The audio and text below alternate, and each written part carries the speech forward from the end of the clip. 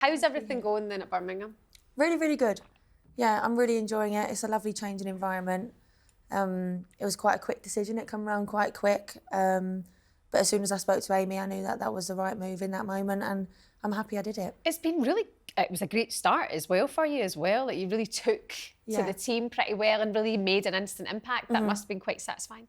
Yeah, I mean, that was the goal. Obviously, when you join the business end of the season, you don't have time to really try and slot in. You've just got to get straight into it and do whatever you can. And obviously we're in the promotion race, so I just wanted to add whatever I could to the team to help make that possible. And yeah, I had a good start, which is fortunate. Always part of the plan. Obviously, you've been in there. Good group of girls. I know a few of them myself. Obviously, Lucy Quinn. So yeah. Do you struggle with Lucy? It's okay if you do. No, I actually think she's hilarious, but she did warn me about you coming on, so I'm a bit worried about what's going to come out of your mouth. Wow. Don't worry. Surprise, surprise. In the wings today. Oh, I can't. The two of them together is just an absolute basket case of madness. Yeah, I've seen the podcast. We're okay. We're not that bad. No, we're quite chill together. I think she's so funny. Yeah. She's just naturally hilarious. Yeah. Like some people try and be funny and it's not funny, but she just got something about her.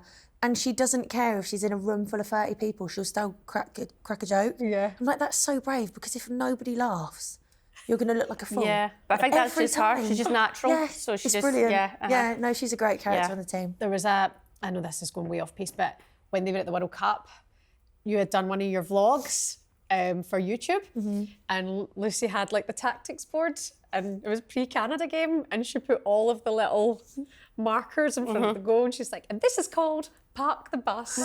And that really tickled me, and I was like, God, because that's probably you're going to have to do against Canada. And it was quite good. Yeah. That was probably the game plan. Yeah. Park the bus. Things looking good for Birmingham as well. As we've said, do a shot next time we say business end, but you're getting to that stage. How's the vibe in camp? How's the dressing room feeling? Yeah, good. I mean, like you say, we've got some big characters, which is always nice. There's so much personality in the team. And I genuinely believe that personality can win. I like that. I think if you're playing at a certain level, everyone is obviously talented enough to be there and to win. And I genuinely believe if you've got a bit about you as a team, you can win off of that bit about you and that personality and that desire to want it and work hard for each other. And I do genuinely believe that we've got that in the dressing room at Blues. Yeah, no, I totally agree. Obviously, I've been at London City too, so I know a lot of your players, I know a lot of the London City girls. And it's one of those, it's like getting closer to the end, obviously in your hands. And London City, obviously, I'm watching closely, wanting to not slip up, but it could all come down to the last game of the season. So I can't wait. And it's at Birmingham, isn't it? Yeah, it's at Birmingham, home. yeah. So it's yours to lose as such, but it's a really exciting end to the season. So I'll be definitely keeping my eyes over it. It'd be great if we could get to the game. We should do it. Let's go. What date's it on? Do we know a date, guys? Do we know a Must date? be the last weekend. Game, Yeah, last weekend. 4th of May. Oh, is it? 4th of May, yeah, it goes into May. 2 p.m. so. kickoff. Okay, we could be there. I'll put you on the guest list. Can you sort us out tickets? VIP, please? Oh, I don't know We'd like if I can get Come on, access to the come VIP. on. You're pushing it a little bit. Come on. Yeah. Can't you get I'll in do touch my with best. London City for us? Well, Oh, they no, you're probably, not in the Blues end. I'll sort it out. Thank you. I'll get you VIP Okay. if you sit in the Blues. Okay. Oh, to be fair, you kind of are entitled to That'd be a great wee vlogging day. That'd be a great vlogging day. Yeah. So I'll see what we can arrange. I mean, I love the sound of your friends at London City, but I hope you pump them. Thank you. Obviously, appreciate that. Business is business, whatever. But obviously, I've got Not good for me. girls. To Good remain girls. impartial. I take it personally. Yeah. Okay? I take it personally. I appreciate that. Every fan counts. Yeah, absolutely. I mean, you're right. It's quite a tasty way for the season to end, that it could go down to that. Would you say... What were you going to say? Nothing. I thought you were You going just talk. You go. Right. You go. I go. Okay. Would you say that you mentioned the big characters? Is there enough metal in the dressing room as well? Enough like steel to make sure that it's yours to go and win? Or are there the nerves at this stage as well? You could lose it. I think obviously, of course, there's nerves, but I think they can be used in a good or a bad way. And I think elite athletes, like, we feel pressure. Of course we do. It's because we care. But I think pressure can either excite you or it can paralyse you. And we're so excited.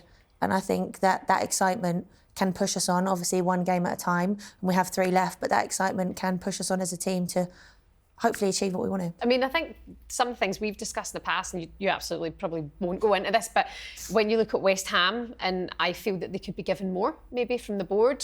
Now we know that Birmingham had a shocker, you know, a few years ago. Yeah, you know, when I was there, it was almost exposed for the lack of support that the women are getting. But Tom Brady's in there now, and the injections of cash are coming everywhere. Are the women seeing benefits of that? Yeah, I think as soon as I stepped into the building at Blues, I could see that there was for sure investment.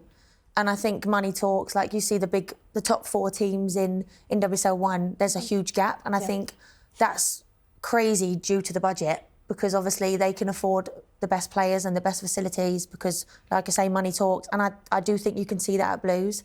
The environment is so professional, the facilities are unbelievable.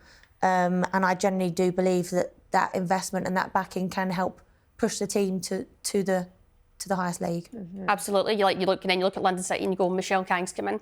Yeah. So she's got money there to invest. So I'm kind of like going, it's actually a shame that maybe 2 teams aren't going up this year, because I think you've got teams there that are looking to really push forward. They're not there to make up numbers. They want to progress. They want to push their women's teams on and be successful. So it's a shame right now there's maybe the 2 teams not going up, but obviously it makes for a juicier end to the season. But another thing in my head there was, talk to us about your goal.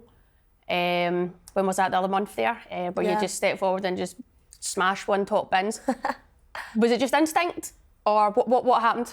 What were you feeling? I mean, I love to shoot. My dream would be a number 9, but I feel like I'm stuck as a centre back now. But I would love to be a 9. That's honestly a dream. And when we play small-sided games, I live for them, because it means I actually get the opportunity to shoot.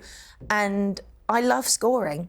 Who doesn't? And I thought as soon as the ball came across, I knew that if my teammate played me the ball, I was going to hit it, because I saw that she was slightly off her line. And I'd actually had 2 chances before that, because it was 0-0. I'd had 1 chance as a header on the 6-yard box, and it got saved. And then I had a half volley back post that I think got blocked by the defender and hit the side net. And I was like, this is so typical. I've had 2 chances in and around the 6. Let's just have a go from 40 yards. And typical, that was the one that actually went in. No, it's some strike, but you're just looking, it's some distance out. So yeah. Well, I've seen yours the other day from kick-off. Yeah. You must have seen mine and wanted to be a little bit like me. Right, let's give it a go. I could do that too, guys. Don't you? Yeah. No, I saw yours. That was wicked. Yeah. That's definitely a goal of mine in my career, to score from the kick-off. It's one of those, though, I think sometimes people are encouraged not to try things. Yeah. So, I've had people before, where people don't want you trying things, but I'm like, if you see something like you've said earlier on in the game, you've clocked keepers off our line. So maybe there's just something there in your head. Yeah. And we kind of normally have, there's probably a set routine.